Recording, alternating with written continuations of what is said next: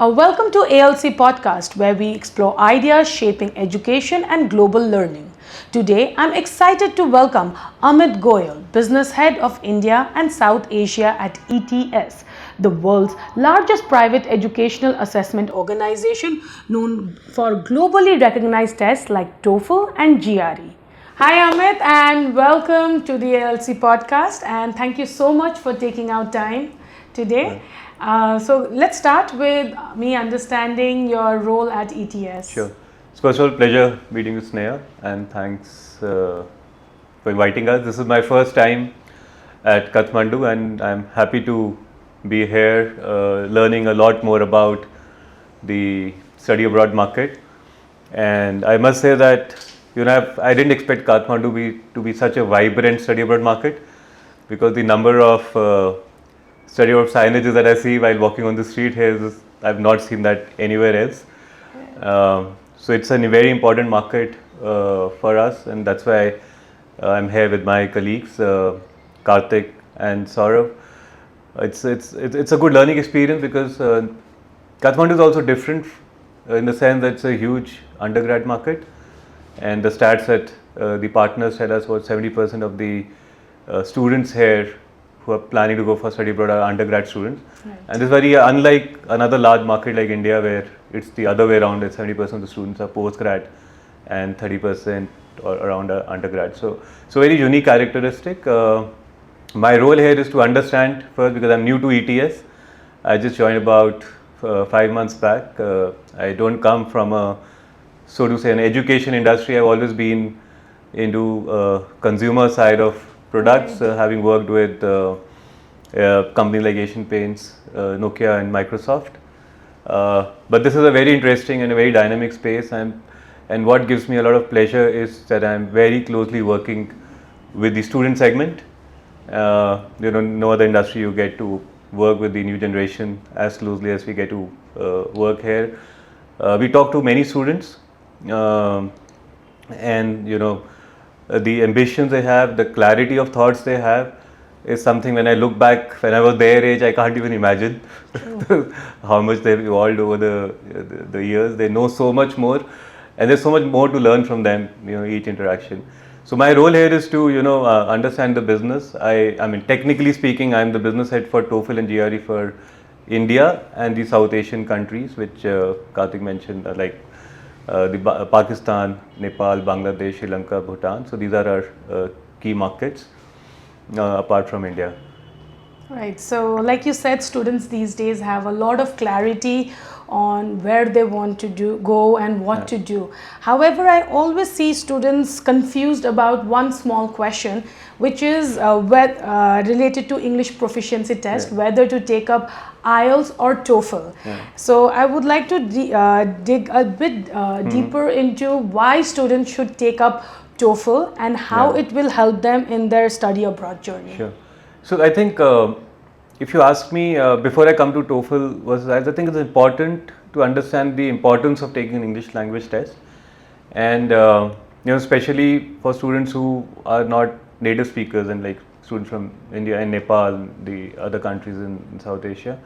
It is important for them to understand, and for a lot of them, they would have studied in English medium schools. So it's not a new language, so to say, but still it's not a native language.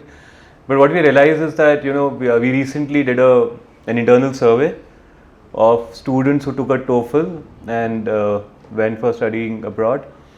And what we found in our own survey was that 85% of the students who took a TOEFL test and also chose to report it in the visa application were granted a visa. Now it's an internal survey. Nowhere it's published that if you take an English language test, and in our case we could do a survey with TOEFL students because we have that database with us. But that's a big number. So somewhere it helps in securing a visa. In the same survey, we also found that students who went through a TOEFL test, for a majority of them, they're able to get either the first or the second choice of the program or the university they're looking at. So somewhere in the recruiter's mind, somewhere in the immigration officer's mind, having an English language test of the credibility of a TOEFL, and TOEFL is the oldest and the most recognized test, TOEFL is also the widely accepted test. We claim to be accepted by 13,000 universities across 160 countries. There is a perception that TOEFL, because we are a US-based organization, there could be a perception that TOEFL is primarily for US, but it is accepted in almost every country. Whether it is even for if you look at, there's a huge demand we are seeing for students looking at Germany now, and I mean you at ALC would have also probably observed that. If you look at Germany, TOEFL is the most preferred test for the programs, people going to Germany, likewise for Ireland, likewise for other destinations, obviously Australia, UK, Canada. So we see, so we are trying to educate the students that this is one test that helps you open doors, or they can apply using this test to many different countries. So one test has a lot of wonders for you. So college admissions, preferred college where they can apply, probably helps in getting them visas, and in many different countries. So there are some of the advantages. And I want to add one more thing. Now, there is somewhere a perception that, specifically for students from our region, is since they've studied, in English schools, so TOEFL or a similar test may be seen more as a tick mark, as a requirement coming from the university or from the immigration authorities. But more and more, at ETS we do a lot of research, in terms of what are the skill sets that will be needed for future. And there's a lot of conversation around AI that all of us are hearing, and there is AI seen as a threat or the collaborator. Those are different debates we can continue to have. But one skill that has come out in our research that will, irrespective of whether AI is there or AI is not there, is communication. Right. Now, if as a student, if the more you invest on your communication, and English, as you know, is the most widely spoken language. Even US, from 1st March onwards, they've put English as the official language. Okay. So only the importance of English is only going to go up, even for students going to the US, apart from the other English-speaking countries. So don't look at TOEFL only as a study abroad requirement. Invest in this, because it also helps you, eventually could help you, for the longer run, develop your communication skills. TOEFL is highly academic oriented. We also have other products where many students I have seen in India, in certain engineering colleges as well, who take TOEFL because it helps them, put it as part of their CV. It's as another credential, for companies that are hiring in larger numbers. And if you can differentiate yourself, or not only on your scores but also in your communication, it is going to be a big advantage to the students, because a lot of mundane work, as if you look at an AI, if it starts to get automated, your communication is not getting automated. Right. How you relate to the other person, how well you express yourself. I think all of that will also help. And also you need to learn how to give your prompts to AI. Yeah. So communicate with AI is also a requirement.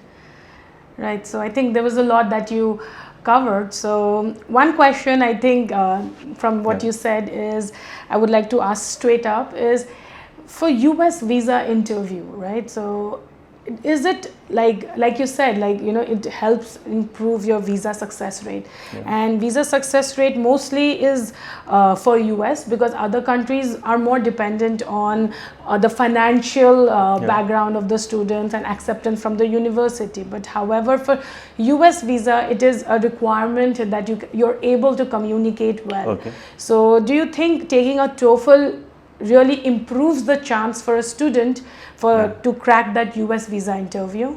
I think definitely yes, and that's where I think partners like ALC have a much bigger role to play. What we are doing from a ETS and TOEFL standpoint is, we are putting out a lot of test prep material.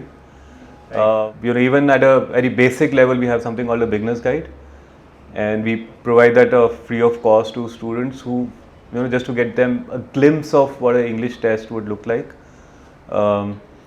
Students who register for a test are given we are putting a book out, and that right now we have books available on the material available on the site, but we also realize that students in our region find that little expensive because the book's priced at dollar terms, etc. So we have now coming out with a book which we plan to give free of cost, and that one book That's is enough for the student to prepare for TOEFL, and also to make their journey easier during the test prep.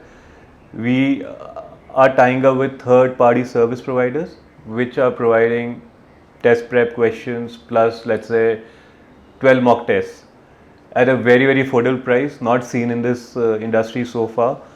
I mean, if I were to put it in Nepali rupee terms, it could be somewhere around 800 NPR, you could get over 12 mock tests.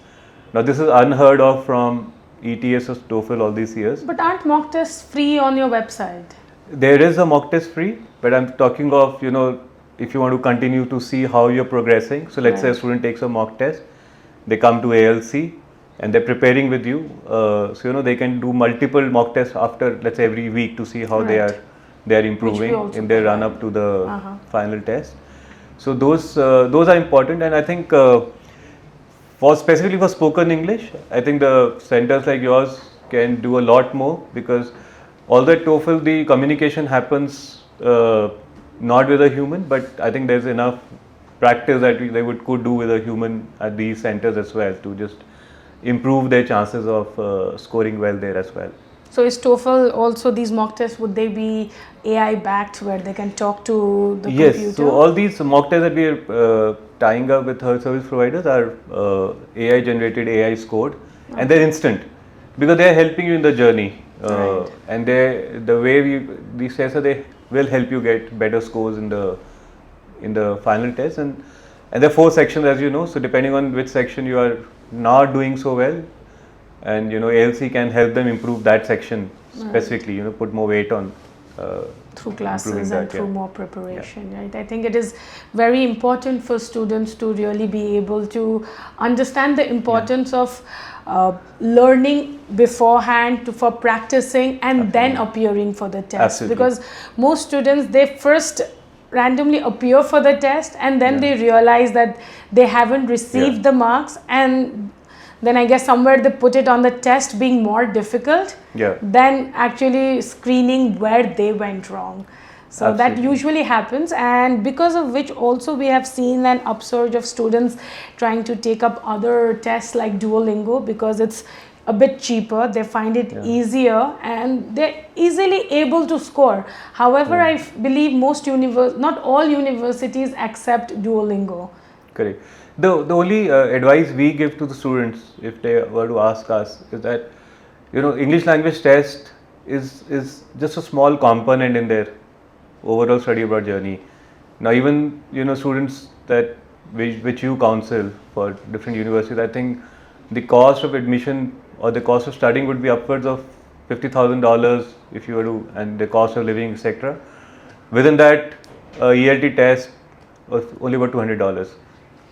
Give and take. It's a very small component. So, it is important to do the right thing rather than save $50 here or there, because you are putting $50,000 at stake, or your career at stake. If you want to go to the preferred university, I think that's most important, right, for any student to study in the right course in the right university. So it's important to invest a little bit here. And I think by getting the right scores, the scholarship chances also increases. Is that true? This is what we've heard. I don't think we have empirical data to back it up, but what we've heard is that students who score good in TOEFL, their chances of scholarship as well as the chances of getting some, TA, RA, etc. Right, because I think sometimes when we go through university websites, it is clearly mentioned that if you have a TOEFL score or any English proficiency score above so and so, the scholarship is higher versus someone who's scoring low. So that's where I like. It helps. This is what our students have told us, and I mean, even if students have gone through, if you look at the last 3-4 years, you'll see there is a positive impact that a good TOEFL score makes. Right. So the most interesting part about, like you said, this is the first time you're working with students. So what is the most interesting part about working with students versus working in a corporation that deals directly with machines or other businesses? Look, my sense is the current generation of students, the kind of information they have is, I mean, they do a lot of their own research, and you know, each student has a very different perspective of how they look at things. They are not really looking at, and the kind of resources they are reaching out to build up their own information bank before making a decision is very important. That we need to is something that we need to keep in mind. Now, from as a test assessment company, we try to be as fair as possible, because we want because our foundation is built on fairness and trust, because we are also supporting the universities, and at the same time we want to do the right thing for the students. So this is one organization which creates a very fine balance. And some students may feel TOEFL is tougher, and that could be a perception, because some people may file some another test tougher. But what we built as a test is something that is important for the student to clear, because it is going to help them in the future, and it is also going to help the university make the right selection. Right. So it is not Why that you have want an expiry date to a TOEFL then? Well, I mean, why think not keep it forever? Because once they've appeared for the test, is it not enough for a university to believe? My sense, and I would give a different example. Now, if you are playing a certain sport, and if you Right. don't play it for 2 years, we don't know how good or bad you are at that after a 2-year period. And again, I said we need to be fair to the university, because universities expect that there is a certain level of freshness to these scores. To the scores, because there are, I believe, new English proficiency tests coming in the market which claim to not have this kind of expiration. So My sense is the students, I mean, I will again go back, I mean, if I were a student, look at TOEFL for yourself first, then for the university, because if you are able to clear TOEFL and get good scores, it is a confidence that you will have in yourself, whether you're talking to a university admission person or you're talking to a visa person. right. It is a kind of confidence you will have in yourself, and that is what is more important than just doing it for the heck of it. Right, I think that's a great suggestion for students to really take up TOEFL to improve their communication skills and the English language skills. Any other magic mantra that's there for students to crack the TOEFL or get a good score? What would that be? The only thing I would say is that don't take it for granted, because even if you've studied through English medium schools, they teach you for a different purpose, and TOEFL also assesses you on different aspects of the English language test. Like, what would those be? Those 4 sections, as we said, as reading, writing, speaking, all those are important in an academic context, because when you go for higher studies, like the kind of conversation that or the medium that they use for communications, it is more encompassing than only writing. Right. Now, if you see, in at least from a academic standpoints, in at least school that we've studied, there's a lot of emphasis only on writing or reading. The communication is somewhere is not assessed by many schools. In some schools there would be. So this is the communication, the spoken English will become a very important part of your study abroad journey. Right, I think that's a great suggestion. And one last question I would like to ask you is, so you are the business business development, right? So what is it that you're planning to bring into the Nepal market, like a fresh start or a new thing for Nepal to revive the TOEFL status here? Okay, so we work very closely with our partners like ALC and all. I think it is very important. What we see is that it is important for people to experience the test. So what we have at ETS is what we call as a TOEFL sampler, which is basically a 40-minute test which gives you a good sense of the 4 sections. It is also scored. It gives you a predictive score range. My suggestion would be that more students should go for it, and it's free. You can just go for that sampler. So sampler is like a mock test? It's a 40-minute mock. It's a mini mock test. Mini mock test kind of thing.